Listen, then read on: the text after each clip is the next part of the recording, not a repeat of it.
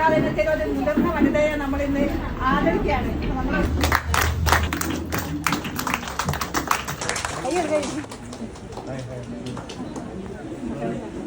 അപ്പൊ ഇത്രയും തിരക്കുള്ള ഒരു സമയത്ത് നമ്മളെ വനിതകൾക്കായി മാറ്റി വെച്ച് ബോച്ച് നമ്മുടെ ഈ ഒരു വനിതാ സംരംഭ ദിനത്തിൽ എത്തിച്ചേരുന്നതിന് ഒരുപാട് നന്ദി പറയുകയാണ്. നിങ്ങളോടൊപ്പം ചെലവഴിക്കാൻ സാധിച്ചതിൽ അതിയായ സന്തോഷമുണ്ട്. അതിനെന്നെ ക്ഷണിച്ചതിൽ അതിയായ സന്തോഷമുണ്ട്.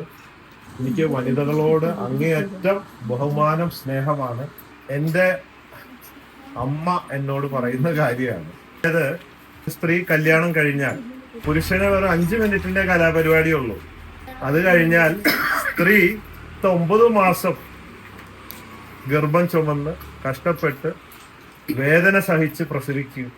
പുരുഷന് വല്ല പണിയുണ്ടാക്കും. കുട്ടി ഉണ്ടായി അതൊന്ന് നടക്കുന്നത് വരെ, അതുവരെ ഈ അപ്പി പോരലും അതും ഇതൊക്കെ ആയിട്ട് ഒരുപാട് കഷ്ടപ്പാടാണ്. പുരുഷനൊക്കെ വല്ല അറിയുന്നുണ്ടോ? ഇല്ല.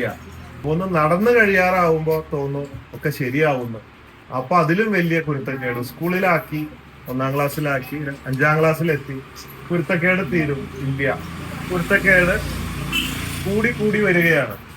അപ്പൊ വിചാരിക്കും കോളേജിൽ എത്തട്ടെ എന്ന്. അപ്പോഴെങ്കിലും ഒരു പ്രായപൂർത്തിയൊക്കെ ആയി ശരിയാവും. കോളേജിൽ എത്തുമ്പോ അതിലും വലിയ കുരുത്തക്കേട്. അപ്പൊ അമ്മ വിചാരിക്കും ഇനി കല്യാണമൊക്കെ കഴിച്ച് കുട്ടിയൊക്കെ ആവുമ്പോ ശരിയാവും, ഒരു ഉത്തരവാദിത്തമൊക്കെ വരുമല്ലോ. അങ്ങനെ കല്യാണം കഴിച്ച് പേരക്കുട്ടിയൊക്കെ ആയി വരുമ്പോഴേക്കും അമ്മയ്ക്ക് വയസ്സായി, 60ഉം 70ഉം വയസ്സായി. ആ നല്ല പ്രായം യുവത്വം കണ്ട് കടന്നു പോവുകയാണ്. പുരുഷൻ അപ്പോഴും ആഘോഷിച്ചുകൊണ്ടിരിക്കുകയായിരുന്നു. അങ്ങനെ വലിയൊരു സമയം മക്കൾക്ക് വേണ്ടി, ഭർത്താവിന് വേണ്ടി ചെലവഴിച്ച് അവരതിനു വേണ്ടി ഡെഡിക്കേറ്റഡ് ആണ്, ത്യാഗമാണ് ചെയ്യുന്നത്.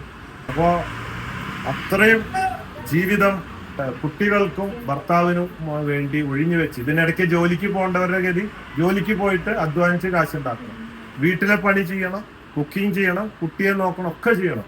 ഇത്രയും കഴിവുള്ള സ്ത്രീ, ഇത്രയും ക്ഷമയുള്ള മാലാഖമാരാണ് സ്ത്രീകൾ.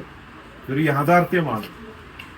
ഇതൊക്കെ ഇത്ര കറക്റ്റായിട്ട് പറയാൻ കാരണം ഈ പറഞ്ഞതൊക്കെ എൻ്റെ അമ്മ എന്നോട് പറയണം. അതാ ഇത്രയും കാലമായി കല്യാണം കഴിഞ്ഞ് എന്നിട്ടും നിനക്ക് എന്തെങ്കിലും ഒരു ഉത്തരവാദിത്വം ഉണ്ടോ എന്ന് എന്നോട് ചോദിക്കുന്നതുകൊണ്ട് ഇത്ര കറക്റ്റായിട്ട് പറയാൻ പറ്റുന്നത്.